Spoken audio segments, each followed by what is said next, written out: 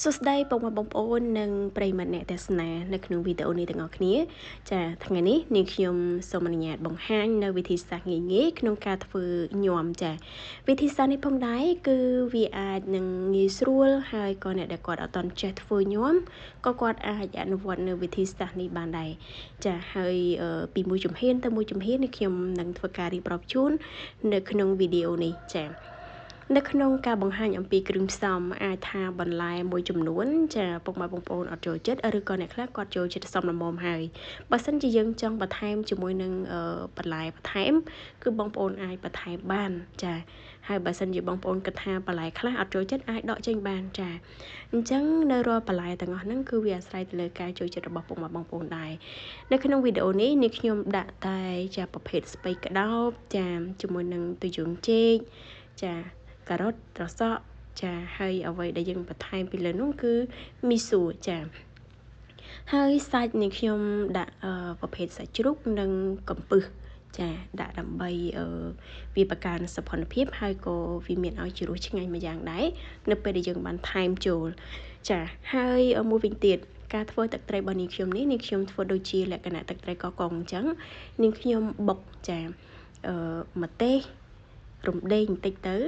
ហើយរួមជាមួយនឹងចាម្សៅស៊ុបបន្តិចដើម្បីបុកឲ្យខ្ទាតណាចាហ្នឹងហើយអញ្ចឹងនៅក្នុងការបុកទឹកត្រីនេះនាងខ្ញុំធ្វើដូចជាបុកទឹកត្រីកកហើយយើងថែមជាមួយនឹងចាទឹកដែលយើងបានស្ងោរសាច់ជ្រូកហើយហ្នឹងណាយើងយកមកប្រើចាពីព្រោះទឹកស្ងោរសាច់ជ្រូកហ្នឹងយើងអត់ចោលទេព្រោះវាមានជាតិនៅក្នុងហ្នឹងដែរចាហើយយើងបានបង់អំបិលនៅក្នុងវីដេអូនេះបងប្អូនប្រហែលជាឃើញថានាងខ្ញុំដាក់អំបិលបន្តិចដោយសារតែនៅក្នុងទឹកហ្នឹងគឺមាននៅសារជាតិអំបិលតិចហើយអញ្ចឹងនាងខ្ញុំគាត់ថែមតិចតួចទេចាហើយនៅក្នុងនោះសណ្តែកដីគឺយើងអត់ចោលដែរវាជាផ្នែកមួយនៅក្នុងការបង្កើនឲ្យជារសចាសណ្តែកដីខ្ទឹមក្រហមខ្ទឹមសដែលយើងបានបុកចូលគ្នាហ្នឹងចាយើងយកមកធ្វើជាទឹកត្រីវាមានភាពងាយស្រួលដែរហើយនាងខ្ញុំគិតថាប្រហែលជាបងប្អូនខ្លះគាត់មានវិធីសាស្ត្រក្នុងការធ្វើរបស់ពួកគាត់ដូចជាទឹកត្រីហ្នឹងប្រហែលជាគាត់អាចលេងនៅក្នុងនោះតែម្ដង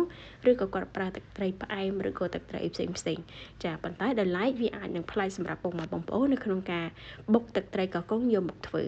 ចាប៉ុន្តែនេះខ្ញុំបញ្ជាក់ជូនថាឲ្យជារសឆ្ងាញ់មែនតើចាហើយការថែមទៅលើគ្រឿងនេះបើសិនជាបងប្អូនគិតថាបងប្អូនចូលចិត្តជូរយើងអាចលួចរៀងជូរបន្តិចណាចាបើសិនជាយើងគិតថាចូលចិត្តរៀងប្រៃហ្មងយើងអាចដាក់ថែមទឹកត្រីឬក៏ម្សៅស៊ុបបន្តិចចាហើយនៅក្នុងវីដេអូនេះនាងខ្ញុំសង្ឃឹមថាជាផ្នែកមួយនៅក្នុងការចែករំលែកទៅកាន់ពុកម៉ែបង